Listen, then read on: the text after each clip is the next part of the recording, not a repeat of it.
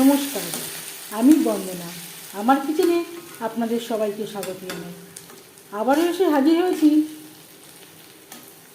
ভেটকি মাছের তেল চচ্চড়ির একটি রেসিপি নিয়ে।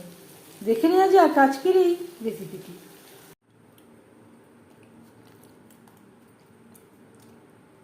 ভেটকি মাছের তেল চচ্চড়ি তৈরি করার জন্য এখানে আমি নিয়েছি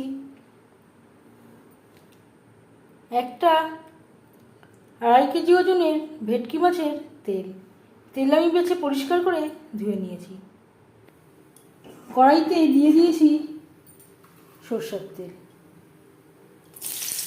দিয়ে দেব পেঁয়াজ কুচি,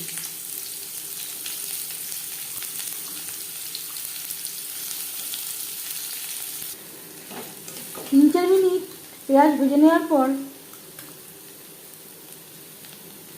দিয়ে দেবো 1 চামচ আদা ও কাঁচা লঙ্কার পেস্ট।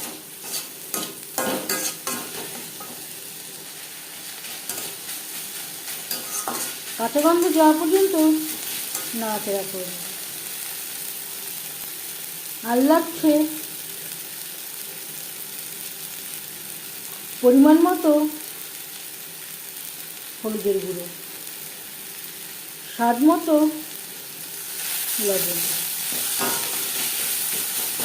লবণ হলুদ দিয়ে পেঁয়াজ মশলা 4-5 মিনিট নাড়াচাড়া করে নেওয়ার পর দিয়ে দেবো মাছের তেল।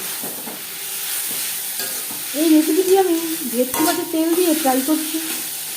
আপনারা আপনাদের ইচ্ছে অনুযায়ী অন্য যে কোনো মাছের তেল দিয়ে ট্রাই করতে পারেন।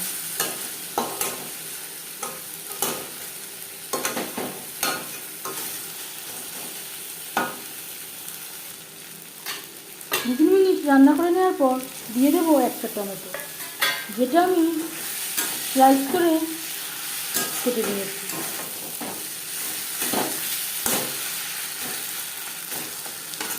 মাছের তেলের সাথে টমেটো বেশ ভালো করে মিক্স করে দেবো।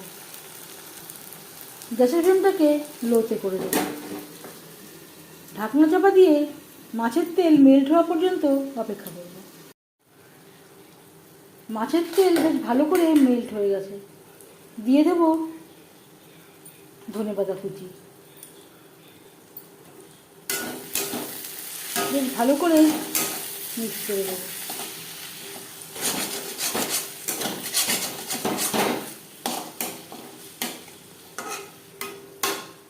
গ্যাসের ফ্লেমটা বন্ধ করে দেব।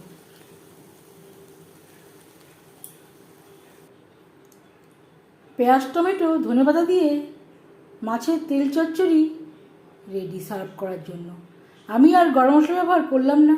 আপনারা চাইলে এই পর্যায়ে ধনেপাতা দেওয়ার আগে গরম মশলাও অ্যাড করতে পারেন। তেল চচ্চড়ি রেসিপিটি কেমন লাগলো অবশ্যই জানাবেন কমেন্টের মাধ্যমে। যদি এই রেসিপিটি ভালো লেগে থাকে লাইক করবেন, শেয়ার করবেন, সাবস্ক্রাইব করবেন আমার চ্যানেলটিকে, বেল আইকনটা প্রেস করে দেবেন। যখন আমি নতুন ভিডিও আপলোড করব তার নোটিফিকেশান সবার আগে আপনার কাছে পৌঁছে যাবে। আপনারা সবাই অনেক অনেক ভালো থাকবেন।